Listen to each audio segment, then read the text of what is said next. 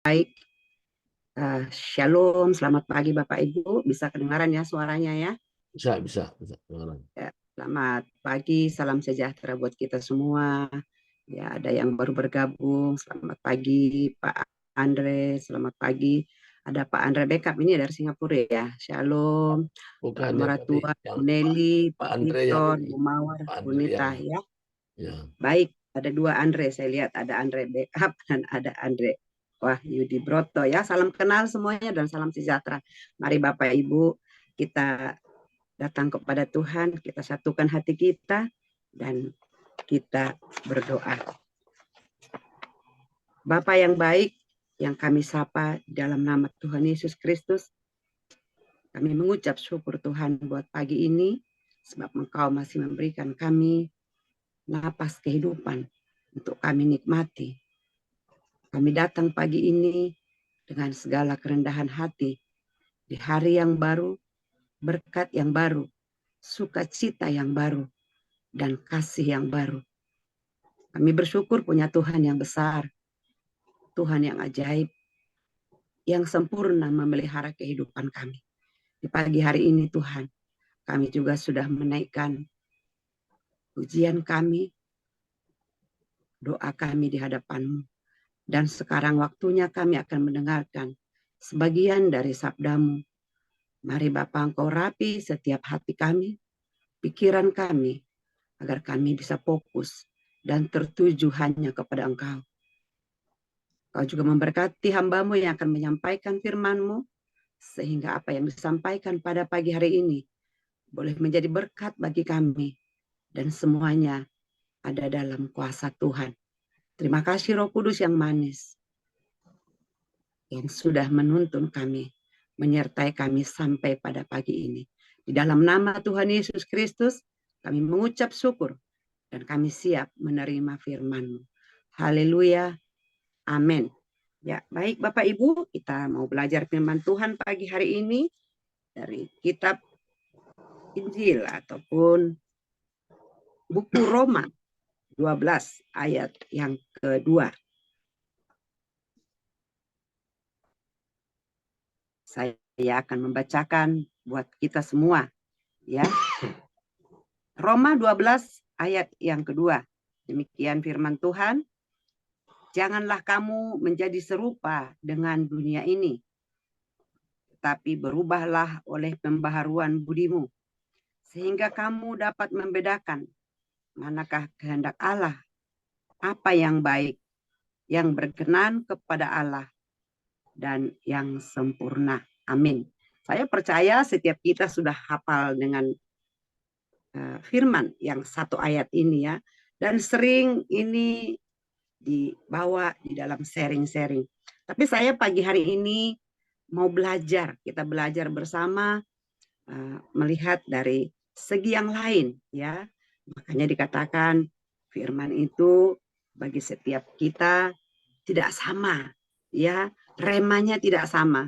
Tapi pagi hari ini kita mau belajar, kami mau bawa apa itu yang dimaksud dengan kata perubahan ya. Tadi dikatakan jangan serupa dengan dunia ini, tapi berubahlah ya gitu. Nah, jadi saya tertarik dengan kata perubahan ya. Kalau kita tidak mengalami perubahan ya, kata firman Tuhan, berarti kita sama saja seperti dulu ya. Seperti ada lagu dunia ya, ya aku masih seperti yang dulu gitu ya. Jadi nggak berubah-berubah walaupun sudah ngelotok firman Tuhan, walaupun sudah rajin di gereja, bahkan setengah separuh dari waktunya di gereja ya, di dalam pelayanan, tapi tidak ada perubahan. Nah, tapi Alkitab mau katakan pagi hari ini, firman Tuhan berkata bukan itu yang perlu ya. Kita lebih baik sedikit mengerti firman Tuhan tapi langsung praktek daripada hafal semua tapi prakteknya nggak jelas ya. Kita pagi hari ini mau belajar dari firman Tuhan ini. Nah, setelah kami dalami ya, ternyata ada 3 hal yang perlu mengalami perubahan dalam hidup manusia. Kenapa? Karena manusia ini terdiri dari roh, jiwa, dan tubuh.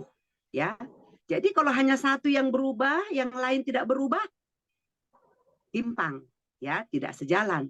Ya, kalau hanya tubuh berubah, rohnya tidak berubah, juga tidak baik.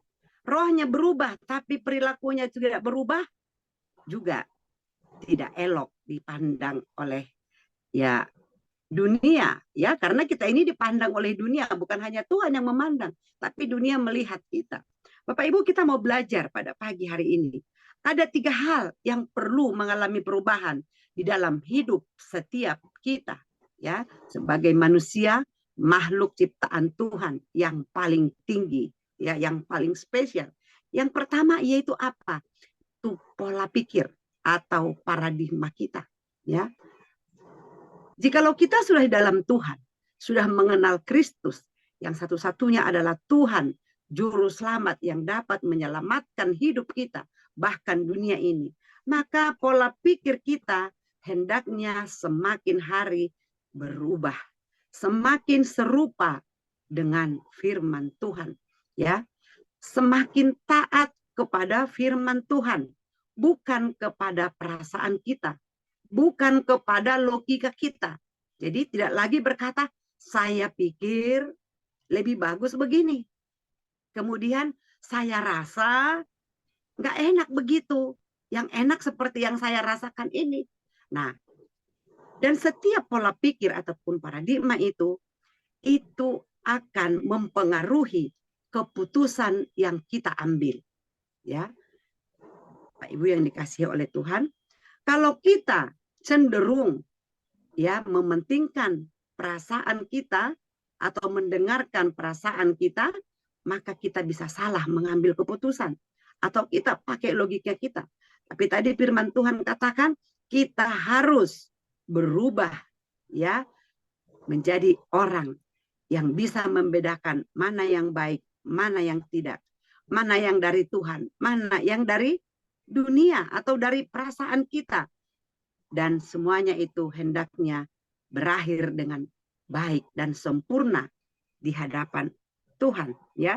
Oleh karena itu kita yang sudah mengerti firman Tuhan, setiap hari kita harus bertekad, saya akan berubah, saya akan taat kepada firman Tuhan yang akan saya dengar pada pagi hari ini.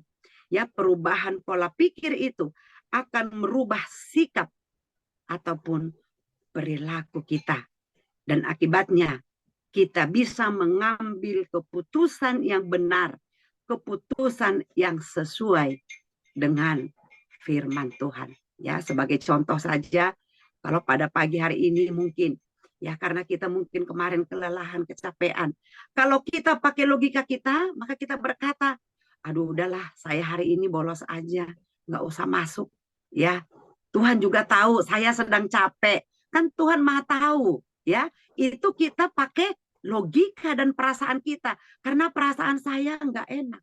Nah, tapi kalau kita melihat bahwa kita sudah dipulihkan di dalam Tuhan, bahwa Tuhan sanggup memulihkan kita, kita akan katakan, saya pagi ini akan tetap ikut berdoa, saya akan tetap ikut saat teduh, sebab saya punya Tuhan yang besar, dia sanggup memulihkan saya, dia akan memberikan semangat bagi saya, Roh Kudus akan memberikan saya kekuatan, sehingga saya bisa ikut di dalam saat teduh pagi hari ini, ya. Seperti itu Bapak Ibu. Jadi kita di dalam hal sehari-hari ini diperhadapkan dengan ya pengambilan keputusan. Dan setiap pengambilan keputusan itu kita dipengaruhi oleh pikiran kita, perasaan kita. Tapi jangan kalah dengan apa kata Tuhan. Ya, sebab dikatakan firman Tuhan itu adalah Allah sendiri. Ya, Yohanes berkata, ya firman itu menjadi manusia dan firman itu adalah Tuhan sendiri. Yesus sendiri yang sudah ada di dalam kehidupan kita, di dalam hati kita. Itu yang pertama. Oleh karena itu kita harus ambil komitmen, ya, apakah di dalam hidup kita sehari-hari apa yang kita bicarakan itu apakah keluhan atau kita menjadi penyemangat bagi orang. Apakah kita membuat kekacauan atau membuat orang resah atau kita membawa damai? Ya. Nah, jadi kalau kita pola pikir kita sudah berubah, yang dulu suka mengeluh, sekarang kita harus berkata-kata positif. Bersama Tuhan saya bisa, bersama Yesus saya pasti akan ditolong. Roh Kudus akan memampukan saya. Itu namanya berubah di dalam pola pikir kita, paradigma kita. Kita tidak lagi memikirkan hal-hal yang sesuai dengan perasaan ataupun logika kita. Yang kedua, perubahan apa yang perlu kita alami? Yaitu perubahan sikap hati ataupun attitude, ya. Nah, kita harus memiliki sikap hati yang melayani. Seperti Tuhan kita dikatakan Yesus datang ke dunia ini bukan untuk dilayani, tapi untuk melayani. Jadi kalau Tuhan kita saja mau melayani kita, maka kita pun harus juga mencontoh ataupun meneladani dia. Kita harus melayani, punya sikap yang hati melayani. Kapan kita punya sikap hati melayani? Setiap saat, ya, setiap hari, bukan hanya ketika di gereja, bukan hanya ketika kita di dalam pelayanan, tapi di dalam rumah tangga. Kita harus punya sikap hati yang melayani. Ketika kita di dalam kendaraan, di dalam bis kota melayani, ketika kita di dalam kereta api melayani, ya. Mungkin kadang-kadang ketika kita di dalam bis atau dalam kereta api, kita lihat ada orang yang lebih membutuhkan dari kita. Ya, kemarin saya di dalam kereta, ya, ada rupanya suami istri di dekat saya berdiri. Saya duduk di bangku yang prioritas, ya. Nah, kemudian di prioritas itu Bapak Ibu biasanya adalah udah usia-usia lansia, ya, kalau enggak punya anak. Namanya juga prioritas, ya, spesial gitu, ya. Nah, mempunyai kebutuhan yang lebih daripada orang-orang yang sehat. Nah, tiba-tiba ada suami istri baru naik. Rupanya istrinya ini sedang hamil muda sehingga dia mual. Nah, saya tidak melihat. Kemudian ada yang punya anak di sebelah saya, dia katakan, bolehkah saya bagi satu bangkunya untuk ibu hamil? Nah, saya dengar. Akhirnya saya berdiri. Saya bilang, udah sini saja, Bu. Nah, itu kita mempunyai sikap hati melayani, ya. Karena ibu itu perlu ditolong. Dia sedang hamil muda, dia udah mulai buat, wah, gitu, ya. Akhirnya saya ambil keputusan, saya berdiri, ya, dan dia duduk. Nah, itu contoh. Atau mungkin juga di dalam rumah tangga, suami istri, ya. Kita lihat suami kita mau mengeluarkan kendaraan dari rumah, sepeda motor contohnya. Ternyata di belakang ada sesuatu yang mengganjal. Nah, kita sebagai istri sigap langsung angkat apa yang di belakang sehingga suami bisa, ya, dengan cepat untuk mengeluarkan kendaraan dari dalam rumah, ya, seperti itu. Sesederhana itu Bapak Ibu. Jadi tidak perlu kita, melayani itu saya harus berdiri di mimbar dan saya akan berkhotbah dan saya akan begini-begini. Tidak. Sehari-hari, ya.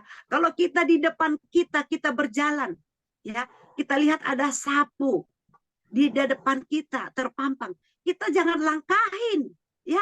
Ambil dulu sapu itu, tempatkan pada tempatnya, baru kita lewat. Itu punya sikap hati melayani. Saya teringat nasihat orang tua sebelum kami merantau, dikatakan begini, kalau kamu nanti di rumah orang, katanya, ya, jangan duluan tuan rumah bangun dari kamu. Kamu harus lebih dulu. Kamu harus tunjukkan sikap yang baik, attitude yang baik. Itu adalah nilai kamu di hadapan orang yang kamu tempat tinggal. Ya, seperti itu. Jadi kita harus berubah. Sikap hati kita berubah. Kita mempunyai sikap hati yang melayani. Kemudian apalagi? Kita menolong dengan sukacita. Jangan menolong dengan cemberut. Ya, terpaksa nih. Sebenarnya tadi saya nggak ikhlas. Nggak seperti itu lagi. Kalau kita sudah mengenal Kristus, menjadi pengikut Tuhan. Kemudian kita memiliki kepedulian terhadap sikap ataupun orang lain di sekitar kita, ya, atau mempunyai kepekaan hati yang benar. Seperti apa kepekaan hati yang benar dalam hidup sehari-hari? Ini sering kita dapatkan, ya. Anak kita mau berangkat sekolah, ternyata tinggal air minumnya, peka, langsung lari. Ini air minumnya, tinggal nak bawa, ya. Sederhana, tapi kita peka. Kita lihat ada yang perlu kita tolong, ya, seperti itu. Kemudian apalagi? Hati yang mudah mengampuni, ya.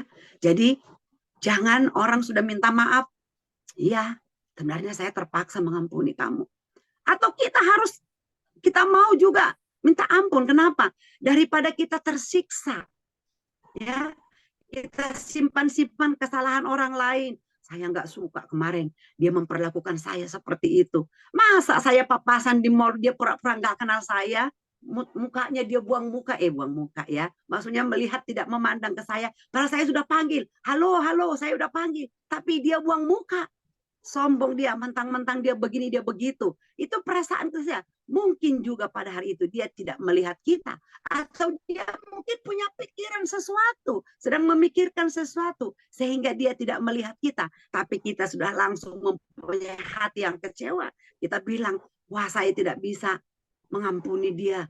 Dulu dia sudah pernah saya tolong. Tapi ketika ketemu di mall, mentang-mentang dia begini dan begitu. Dia tidak mau lagi menjawab saya, tidak mau lagi menyahuti saya. Nah, itu bukan sikap yang benar. Tapi kita harus mau mengampuni. Ketika dia tidak peduli pun, kita harus bisa berdamai. Oh ya, mungkin dia tidak lihat saya. Mungkin dia sedang memikirkan sesuatu. Dan sebagainya, dan sebagainya. Apalagi, dan kita harus bisa praktek kasih setiap hari. Yaitu tadi Bapak Ibu, semua yang baik, semua yang sedap didengar, itu yang kita pikirkan, itu yang kita lakukan. Kita belajar bersama-sama Bapak Ibu. Seperti apa prakteknya? Yaitu tadi, tinggalkan dan tanggalkan segala pikiran-pikiran negatif, pikiran-pikiran yang tidak baik tentang Tuhan di dalam hidup saya. Jadi ketika Tuhan izinkan sesuatu hal negatif, ya sebenarnya ada hal positif yang Tuhan mau sampaikan kepada kita. Tuhan mau bicara sama kita sebenarnya lewat peristiwa yang negatif tadi. Ya, kemarin kami bicara dengan hambanya. Ya, begitu kecewa sebenarnya kita, Bapak Ibu. Kenapa tidak kecewa? Ya, hambanya bilang begini, kita bayarkan jum per 3 bulan. Ya, niat baik ya, sehingga tidak terganggu ataupun tidak nanti kita lupa. Ya, sekali 3 bulan saja deh, sekali 2 bulan saja masuk kami. Pertama niatnya sekali 3 bulan. Nah akhirnya setelah ditelepon ya sama suatu ya katakanlah koneksi, dia bilang per 2 bulan. Akhirnya hambanya putuskan bayarkan per 2 bulan. Ternyata apa yang kita pikirkan tadi tidak seperti yang kita harapkan. Begitu dibayar 2 bulan kok malah bermasalah. Nggak dibayar. Benar kan? Nah, waduh ini bagaimana ini? Duit sudah lebih keluar, bayar 2 bulan, niat dengan baik, harapan juga pasti lebih baik. Ternyata malah nggak bisa Bapak Ibu, tidak dibayarkan. Wow, kecewa kan? Kecewa. Nah, tapi setelah ngomong-ngomong lagi, kita ambil segi positifnya. Bahwa Allah turut bekerja, kata Roma 8 ayat 28. Di mana Tuhan bekerjanya? Tahu nggak Bapak Ibu bekerjanya di mana? Hari ini kita bisa ketemu dengan Pak Andre Wahyudibroto. Kita bisa jumpa sama-sama. Iya kan Bapak Ibu? Amin. Nah, jadi banyak cara Tuhan memberkati kita. Ya, bukan hanya karena wah langsung dia kasih uang kembali. Pak Hadi Broto kirimkan uang, bukan begitu. Tapi jiwa itu lebih penting. Benar Bapak Ibu? Bukankah Tuhan peduli dengan jiwa? Pak Hadi Broto bergabung dengan kita. Dengan keberadaan dia akan memberkati kita. Dengan kehadiran dia, saya terberkati. Oh ini Pak Hadi Broto yang tidak kenal. Tapi karena bermasalah jadi kenal. Bisa sama-sama berdoa. Sama-sama mendengarkan firman Tuhan, belajar. Wow, Tuhan kita keren Bapak Ibu ya. Luar biasa. Itu prakteknya. Ya, oleh karena itu kita mulai. Kita berjanji, kita ambil keputusan. Dari sekarang saya tidak akan berpikir negatif lagi. Walaupun keadaan negatif. Walaupun keadaan tidak baik. Tapi Tuhan sanggup ya memberikan hal yang positif buat kita, buat saya dan saudara. Kemudian yang ketiga, hal apa saja yang perlu mengalami perubahan? Perilaku ya. Kalau kata tetangga kita, behavior katanya. Wah, saya nggak pintar bahasa Inggris Bapak Ibu. Di sini ada Pak Andre dari Singapura. Wah, dia ketawa pasti dengar bahasa Inggris saya ya, seperti itu. Nah, tapi apa? Perubahan perilaku. Perubahan perilaku ini kita harus mulai dari komitmen. Ya, janji ya. Kita harus janji. Jadi jangan janji di hadapan manusia, tapi janjilah di hadapan Tuhan. Bahwa mulai dari sekarang saya harus berjanji, saya akan setiap pagi saat teduh, saya akan minta sama Tuhan, apa pesan Tuhan buat saya hari ini. Kita harus konsisten untuk hal ini, ya. Bagaimana caranya? Ya, kita harus punya pola pikir yang baik. Caranya apa? Yaitu tadi, bahwa setiap apa yang saya janjikan di hadapan Tuhan dan manusia, itu saya harus bertanggungjawabkan di hadapan Tuhan dan juga di hadapan manusia. Ya, jadi tidak mudah. Bukan saja di hadapan manusia kita bertanggung jawab, bukan saja di hadapan suami atau di hadapan istri. Ya, jadi kalau istri pergi belanja, dikasih uang belanja, ini uang belanja 100.000 hari ini, maka kita bertanggung jawab sama siapa, ibu-ibu? Kepada suami ya, tapi terlebih lagi kepada Tuhan. Itu yang terutama. Jadi sama suami bisa kita bohong. Tadi apa namanya, gula naik, beras naik, sekian. Padahal kita di sana punya kepentingan. Udah naik dari minggu kemarin. Hari ini nggak naik, tapi kita cerita naik. Jadi uang yang kamu berikan itu hanya dapat seperti ini. Tapi kita mungkin mau bisikan, tapi yuk terbuka saja. Saya beli ini, beli ini, beli itu. Saya juga sering begitu Bapak Ibu. Sering kurang yang diberikan. Kalau dulu diberikan 100.000, masih bisa dapat ini. Sekarang bawa uang 100.000, ikan cuma satu macam. Sayur sudah naik, ya tomat 30.000 sekilo. Kaget nggak Bapak Ibu? Ya, tapi yuk kita itu tadi pertanggungjawaban kita bukan hanya kepada suami, tapi kepada Tuhan. Demikian juga suami. Suami diberangkatkan oleh istri dari rumah. Berangkatlah dengan damai, ya, dapatkanlah berkat-berkat di sana dan bawa pulang ke rumah. Bapak-bapak jangan mampir di Lapo Tua atau mampir sama teman, minum-minum di sana dulu, baru sisanya dibawa ke rumah. Nggak seperti itu. Bertanggung jawabannya kepada istri, karena tadi yang mendoakan dari rumah istri dan ada Tuhan yang melihat, ya. Luar biasa Bapak Ibu ya. Jadi kita itu tadi, kita harus punya pola pikir bahwa apa yang saya kerjakan hari ini, saya harus bertanggungjawabkan. Baik itu gagal maupun berhasil. Ada nggak yang gagal? Ada. Ya, ketika kita pergi, kita nabrak tukang cendol, tumpah cendolnya Bapak Ibu, sehingga kita bilang tadi saya harus bayar uang tukang cendol berapa? 100.000. Papa beri uang 100.000, jadi saya nawar, jadi saya bayarnya 50.000, tinggal 50.000 uang belanja. Yang akhirnya tadi beli ayam 1 ekor, akhirnya kita hanya beli tahu sama tempe. Jelas ya, jadi sesederhana itu Bapak Ibu. Jadi Allah mau kita nggak perlu muluk-muluk, kita berkhotbah, kita ini enggak. Mulai dari kehidupan sehari-hari, mulai dari cara ya kita bagaimana mempraktekkan firman Tuhan itu di dalam keluarga. Kepada anak, cara membangunkan anak tidak perlu marah-marah, tidak perlu bangun teriak, enggak. Peluk dia, bangun yuk, bisikin. Ya, sudah jam segini. Apakah kamu tidak punya kegiatan hari ini? Dipeluk itu lebih, dia bikin dia bangun Bapak Ibu ya. Saya gitu sama anak saya, kalau bangun kan saya tidak mau teriak, saya peluk, saya datangin, bangun yuk, saya bisikin di telinganya, kalau enggak saya nyanyiin, akhirnya lompat lari, si mama katanya masih bau katanya kan. Ya udah, jadi dia merasa risih dan dia bangun dan dia pergi ke kamar mandi seperti itu kita praktek. Jadi kita mengalami perubahan perilaku tadi. Jadi kalau dulu bangunin marah-marah, sekarang nggak perlu, kita peluk aja ya, kita nyanyiin dia, ya kan, bangun tidurku terus mandi. Dengan nyanyi begitu dia mikir, oh iya ya, gitu kan. Nah seperti itu. Jadi itu tadi. Jadi kita harus bertanggung jawab kepada si pemberi tanggung jawab, yaitu terutama Tuhan dan juga manusia. Apapun pekerjaan kita, apapun kegiatan kita harus mempertanggungjawabkannya. Oleh karena kita merasa harus bertanggung jawab, baik gagal maupun berhasil, maka perilaku kita akan berubah sehari demi sehari, semakin berkenan di hadapan Tuhan. Oleh karena itu sebagai praktek, yuk kita apabila teman kita gagal, apabila teman kita jatuh, kita jangan langsung menghakimi, tapi mari kita rangkul dia. Kita bisa menerima orang lain dengan apa adanya, ya. Kita doakan dia, kita peluk dia, jangan menghakimi, ya. Jangan ketika kita lihat ya seorang, mungkin bagi kita dia adalah figur, tapi suatu kali kita melihat dia jatuh, langsung kita katakan, wah Demi Tuhan, saya tidak mau lagi ikut dia. Kenapa? Saya melihat kemarin dia sebagai pemimpin, dia begini, dia begitu. Saya tidak akan. Itu baru satu kali kita lihat gagal. Ya. Tapi bagaimana dengan kita?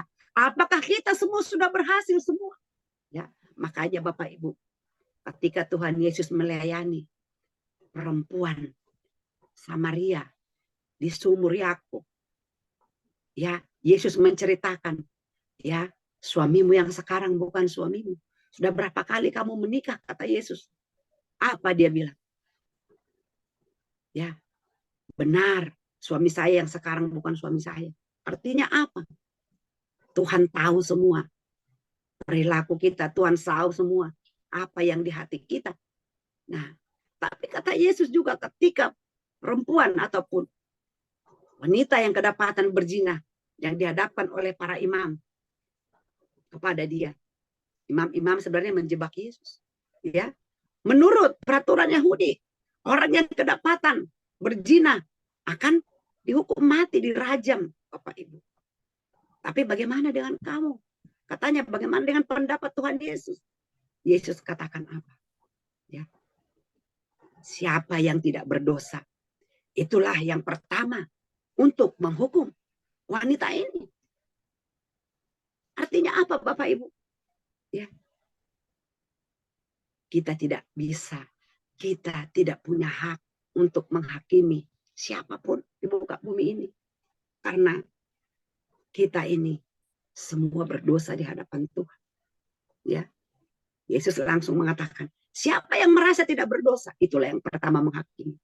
Nah, jadi kalau kita juga mendapatkan pemimpin kita, baik pemimpin gereja, baik mungkin orang tua kita, siapa saja figur kita mengalami kesalahan, sikap kita sebagai orang yang sudah mengalami perubahan, yang sudah mengerti firman Tuhan, yang sudah menjadi pengikut Kristus, mari doakan dia, dukung dia, ya, jangan menghakimi satu dengan yang lain, karena itu bukan membuat semakin baik keadaan, tapi itu akan memperkeruh, yang terutama itu merugikan kita sendiri yang menghakimi. Kenapa? Kita terusik, ya, padahal orang yang kita hakimi itu belum tentu terusik, dia enjoy saja, ya kan? Kita terganggu dan kita memilih untuk mundur, ya. Rohani kita bukannya naik level, tapi kita turun. Tapi percayalah Bapak Ibu, dengan kita melihat sesuatu yang negatif, di situ juga Tuhan sedang menguji hati kita. Apakah kamu mampu melompat, ya, di keadaan yang negatif ini? Ya, seperti tadi. Apakah kita bisa mengatakan bahwa orang ini perlu ditolong? Bahwa saya bukan hakim buat orang ini. Ya, seperti kata Yesus. Yesus sendiri mengatakan, saya pun tidak menghukum engkau, tapi pergilah, jangan mengulangi kesalahan yang sama. Kita harus banyak belajar. Saya juga sedang belajar, Bapak Ibu. Sedang belajar dan belajar. Kenapa? Karena setiap perkataan yang keluar dari mulut kita, semakin hari semakin kita merasakan berkuasa. Ya, semakin Tuhan itu dekat kepada kita. Oleh karena itu, karena kita merasa ketika kita katakan nanti terjadi, maka kita harus waspada. Ya, seperti kemarin firman Tuhan oleh hambanya Pak John, waspada, awas, jangan asal ngomong. Kenapa? Sebab perkataan yang kita ucapkan itu berkuasa, ya. Jadi kita sebagai pengikut Kristus, anak-anak Tuhan yang tidak sama lagi dengan anak-anak dunia ini, kita harus waspada, harus berhati-hati. Ya, jangan lagi suka bergosip, jangan lagi suka mengata-ngatai orang lain, apalagi mengata-ngatai diri sendiri. Siapa diri sendiri? Suami kita, anak kita. Ya, itu diri kita sendiri, Bapak Ibu. Karena kejelekan mereka kejelekan kita. Ya, kegagalan mereka kegagalan kita juga. Siapa lagi termasuk di Zoom ini? Kita katakan dalam Yesus kita bersaudara. Ya, berarti kegagalan kita di Zoom ini bukan hanya kegagalan pembina ataupun pengurus, tapi kegagalan kita semua. Karena kita katakan kita bersaudara. Ya, itu Bapak Ibu. Jadi pada pagi hari ini, ya, kita belajar dari kitab Roma tadi. Yuk kita berubah. Ya, ada 3 hal yang Tuhan sampaikan pagi hari ini, yang kita harus rubah. Yang pertama, pola pikir kita, paradigma kita, ya, harus berpikir serupa dengan firman Tuhan. Sebab firman Tuhan itu adalah Tuhan sendiri berbicara kepada kita setiap hari, setiap saat. Oleh karena itu, aktifkan Roh Kudus dalam hatimu, dengarkan suara Tuhan, dengarkan tuntunan Tuhan. Apa yang harus kita kerjakan, apa yang harus kita lakukan. Yang kedua, kita berubahlah sikap kita ataupun attitude kita, yaitu memulai dengan sikap hati yang melayani. Ya, kita harus memiliki kepedulian, kita harus sukacita menolong orang lain, dan hati yang mudah mengampuni dan mempraktekkan kasih setiap hari. Tanggalkan pikiran-pikiran negatif, berpikir positif seperti apa kata Filipi 4 ayat yang 8, ya. Berpikir yang baik, yang enak didengar, kebajikan, yang patut dipuji. Itu yang Tuhan mau dalam kehidupan kita. Dan yang ketiga, yang perlu dirubah itu yaitu perilaku kita. Ya, kita mulai dengan komitmen dan kita tahu bahwa setiap yang kita lakukan, kita kerjakan, itu harus kita pertanggungjawabkan di hadapan Tuhan dan juga di hadapan manusia. Prakteknya kita harus saling mendukung, bisa menerima orang lain apa adanya dengan segala kekurangannya, dan kita saling mendoakan, tidak lagi saling menghakimi, dan kita memiliki perasaan yang sama. Kegagalan orang lain adalah kegagalanku juga. Kegagalan komunitas berarti kegagalan kita. Kegagalan keluarga, kegagalan saya. Kegagalan suami, kegagalan saya juga. Memiliki ya perilaku ataupun sikap hati yang baru, yang sama seperti Yesus Kristus sudah ajarkan kepada kita. Amin. Untuk Bapak Ibu, kita tundukkan hati dan kepala kita. Kita berdoa. Bapak, terima kasih buat pagi hari ini. Terima kasih buat firman yang hidup, yang sudah mengajarkan kami pada pagi hari ini. Bahwa kami sebagai pengikut Kristus, sebagai pengikut Tuhan, yang sudah hidup di dalam Tuhan, dan Tuhan hidup di dalam hati kami.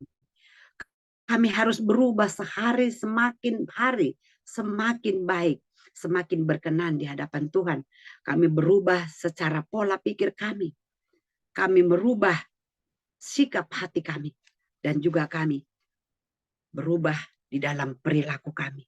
Itu yang Tuhan mau pada pagi hari ini. Bapak, terima kasih buat firman-Mu yang luar biasa. Biarlah Tuhan, Engkau yang memeteraikan firman-Mu dalam kehidupan kami, dalam hati, pikiran kami, dan perilaku kami. Sehingga kami Tuhan menjadi anak-anak Tuhan, pembawa damai, pembawa sukacita, yang dapat dilihat oleh dunia. Kami menjadi garam, kami menjadi terang dimanapun berada. Terima kasih Bapa, biarlah Roh Kudus memeteraikan setiap firman, dan setiap hati kami seperti tanah yang subur, yang mau menerima, merenungkan firman Tuhan, dan merenungkan bahkan melakukannya di dalam kehidupan sehari-hari. Terima kasih Bapa, sekali lagi Engkau baik, Engkau ajaib, Engkau hebat dalam hidup kami. Terima kasih buat setiap partisipan yang sudah hadir pada pagi hari ini. Kau memberkati kami, pribadi lewat pribadi, keluarga lewat keluarga. Dimanapun kami berada, biarlah firman-Mu hidup dan berkuasa di dalam kehidupan kami. Sehingga kami menjadi saksi-Mu di dalam dunia ini. Terima kasih Tuhan Yesus. Kami mengucap syukur dan berdoa buat pagi hari ini. Haleluya, haleluya. Amin. Saya kembalikan kepada host.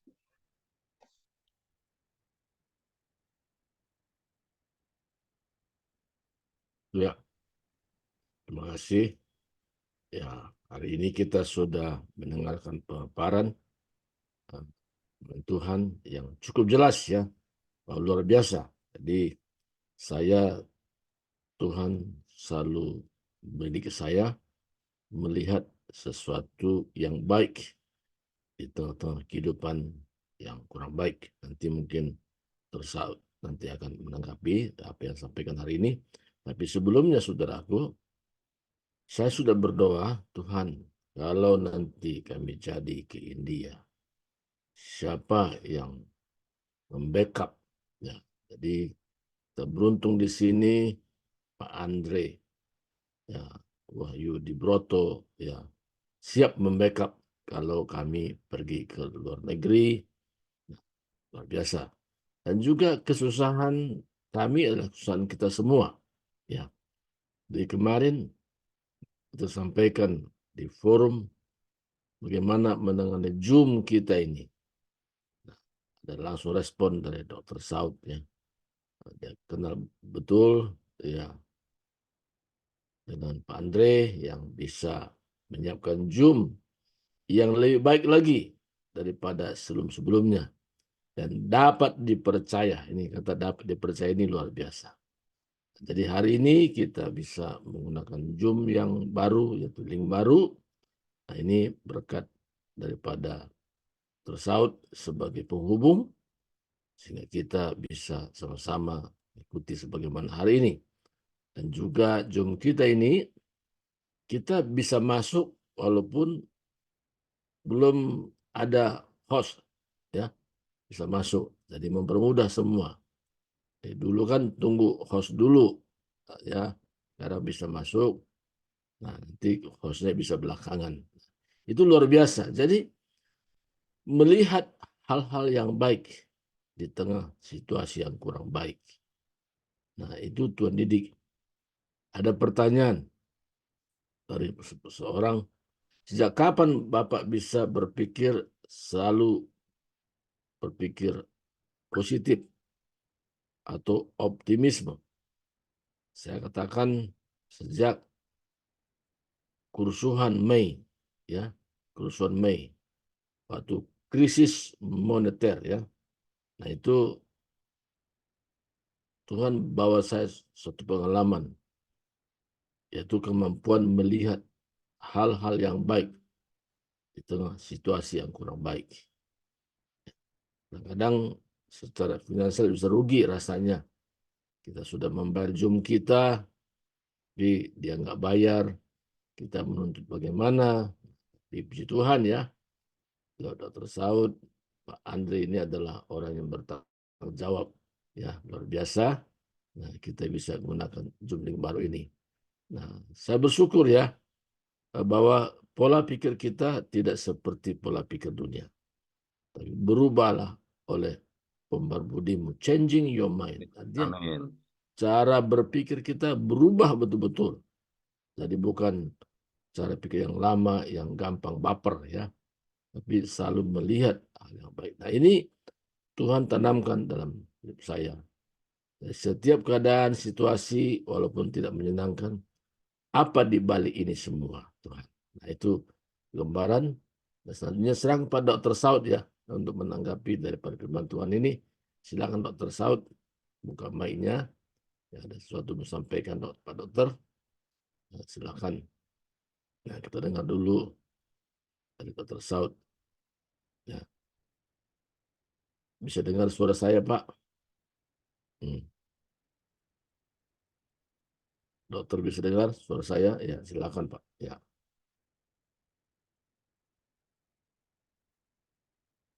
Nanti keluar, ya. Mungkin dia. Oke, nunggu dokter, ya. Mungkin ada yang lain bisa menanggapi. Atau dari Pak Andre sendiri. Mungkin kita dengar dulu Pak Andre. Ya, mungkin Dokter Saud mau jaringan, tapi sudah masuk lagi dia. Ya, sudah masuk dia. Silakan. Udah. Ya, sudah masuk dia. Ya, Pak Dokter, silakan. Ya, tadi saya coba untuk klik, rupanya saya masuk dalam posisi direkam, jadi nggak bisa buka kamera atau apapun. Harus keluar dulu. Oh, itu kelemahannya, ya. Kelemahannya, ya. Ya. Ini kadang gitu, masuk saya dengan jalur cepat, tetapi posisinya sudah direkam gitu ya. Oh. Jadi disuruh tunggu dulu. Maka disuruh Pak Surbakti suruh memberikan komen, nggak bisa, harus keluar dulu. Nggak bisa diklik. Ya, saya hanya bisa mengatakan gini, perubahan itu ketika kita memang menerima Yesus itu dari hati kita, ya. Untuk bisa dari hati, kadangkala memang perlu sebuah proses dan waktu. Karena latar belakang menjadi Kristen ini memang kalau bicara hati tentu sudah harus jadi akil balik ya. Jadi kadang dari kecil kita hanya ngikuti keadaan, sehingga kita nggak usah kaget ketika seorang, Pak saya sudah lama Pak sebenarnya jadi orang Kristen, tetapi menerima Yesus secara pribadi, nah gitu katanya ya, itu sekian. Nah, itu karena mulai dari hati. Jadi saya hanya dengan nyanyian singkat aja Pak mengomentari Ibu ya teman ya. Dengan sebuah lagu yang singkat tetapi hanya beberapa bait karena Bapak Ibu sudah tahu lagu ini. Dia jamah segenap hidupku dan beri damai di hatiku. Semua telah berubah dan aku tahu Yesus jamah ku jadi baru. Nah, itu realnya gitu ya. Jadi kalau kita bisa dengan mudah menjadi baru, merubah diri kita sesuai dengan apa yang Tuhan mau, itu berarti kita sudah mendapat jamahan ya di hati kita. Nah, kita bisa cross check aja sejauh mana perubahan yang sudah kita lakukan, itu berarti sudah sejauh mana hati kita ya merespon Amin. Amin. Amin. kasih karunia Tuhan yang begitu besar. Tuhan Yesus memberkati. Ya, lanjut Pak Andre, silakan. Ya, oke. Selamat pagi semuanya. Ya, saya perlu saya koreksi dari Ibu Tiar yang menyampaikan firman ya. Saya bukan dari Singapura, Bu. Saya dari Jawa Tengah, Bu. Bukan dari Singapura, Bu. Saya Jawa Tengah saja. Oh iya ya. Oke, sorry Pak. Purwokerto, Bu. Soalnya saya lihat kayaknya mirip gitu, ada Singapurnya ya. Oh, iya, iya. Ada juga memang Andre yang dari Singapura ya. Oke, sorry. Oke. Ya, Baik. nggak apa-apa. Ya, Ya, perkenal. silakan. Kalau orang dunia kan bilang tak kenal maka tak sayang. Itu orang dunia. Tapi Alkitab nggak bilang begitu kan. Tak kenal maka binasa loh. Hosea 4 ayat 6 kan. Ya itu. Jadi kita perlu kenal dengan Tuhan Yesus kan. Jadi siapa Tuhan Yesus ya sesuai dengan ibadah kemarin ya Paskah ini. Tuhan Yesus rela menderita ya toh, di kayu salib sehingga kita bisa diselamatkan, mendapatkan keselamatan itu semua karena anugerah ya, bukan karena kekuatan kita. Dan inilah pentingnya perubahan hidup ya yang disampaikan oleh Bu Tiar tadi ya. Terima kasih, kita selalu diingatkan. Kenapa kita harus diingatkan? Karena kita manusia ini sering pelupa ya, lupa kan. Jadi perlunya diingatkan oleh firman Tuhan itu selalu mengingatkan kita karena perubahan itu harus dimulai setiap hari, bukan setiap minggu, setiap bulan, setiap hari. Karena setiap hari kita mengalami peperangan rohani kan. Inilah pentingnya kita harus mengalami perubahan hidup. Perubahan hidup untuk apa ya? Semakin serupa dengan gambarnya, semakin serupa ya dengan Kristus. Karena jangan sampai kita semakin serupa dengan dunia kan. Tadi Roma 12 kan. Ayat 2. Terima kasih ya. Kita diingatkan terus ya dengan Roma 12 ayat 2. Kita mengalami perubahan hidup adalah ya berproses yang Tuhan rindu proses, bukan Tuhan nggak rindu hasil. Ya, Tuhan rindu proses. Karena semua tokoh-tokoh Alkitab kan diproses. Daud diproses, Yusuf pun diproses, ya. Dijual masuk ke sumur, dijual sebagai budak, di penjara, difitnah oleh Potifar dan seterusnya lah. Semua orang tahu itu cerita. Proses itu Sakit nggak? Sakit memang. Tapi Tuhan rindu untuk kita masuk next level. Ya, inilah kita diingatkan oleh Butiar Purba hari ini. Nah, kita harus mengalami perubahan hidup. Kita harus mengalami Kristus setiap hari. Oke, terima kasih Butiar atas firman-Nya pagi ini, mengingatkan kita supaya kita terus tetap melekat dengan pokok anggur. Oke, terima kasih Pak Oke, terima kasih Pak Andre, terima kasih. Satu orang lagi, nanti kita akan masuk pada doa tutup. Ya, oke, silakan satu orang lagi. Ada yang bisa sampai sesuatu daripada firman Tuhan yang kita dengar hari ini. Ada satu orang lagi. Ya, Pak Peter mau sampai sesuatu ini. Ya, gimana? Silakan Pak Peter.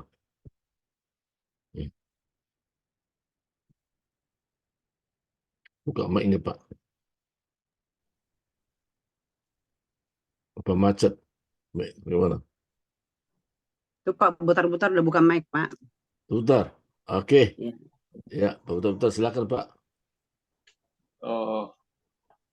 Mau berdua syafaat sih maksudnya bukan mic. Oh, ya. Ya, Ya, memang, oke.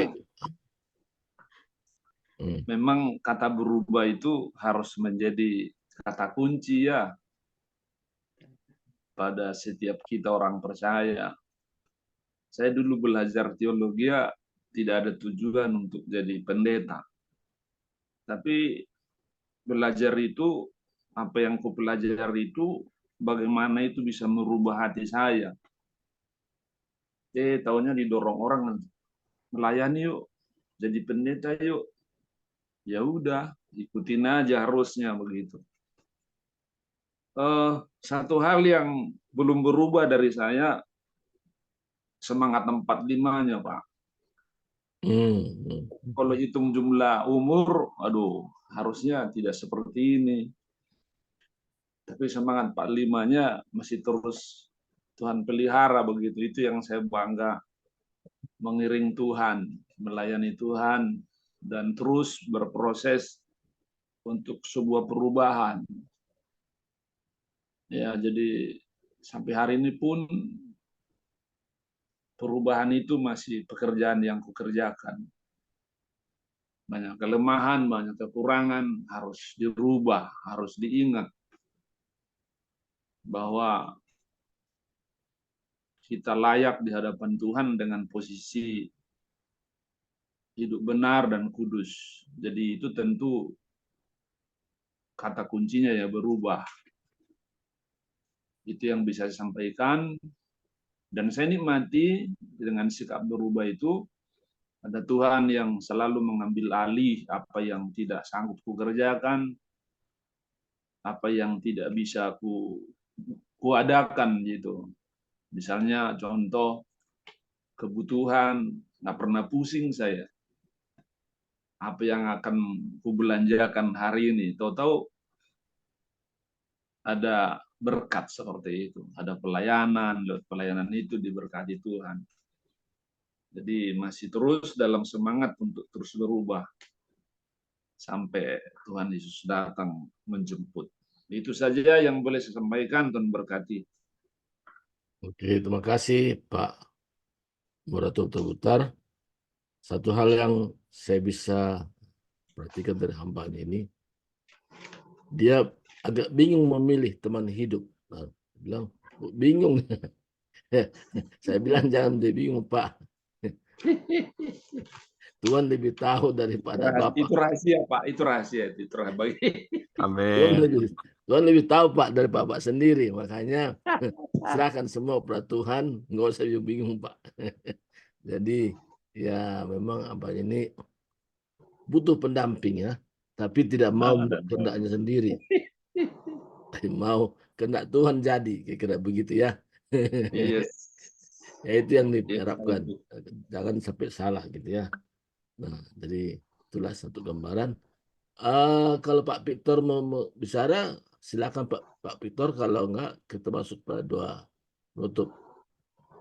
Enggak, Pak. Enggak. Nah, oke. Kalau gitu silakan kepada Pak Marutuk Butar selanjutnya. Baik, Pak, Bapak Bu Ibu. Neli. Oke, lanjut Pak, lanjut. Oke, nanti saya ngomong Bu Neli. Oke, silakan. Baik, mari kita berdoa.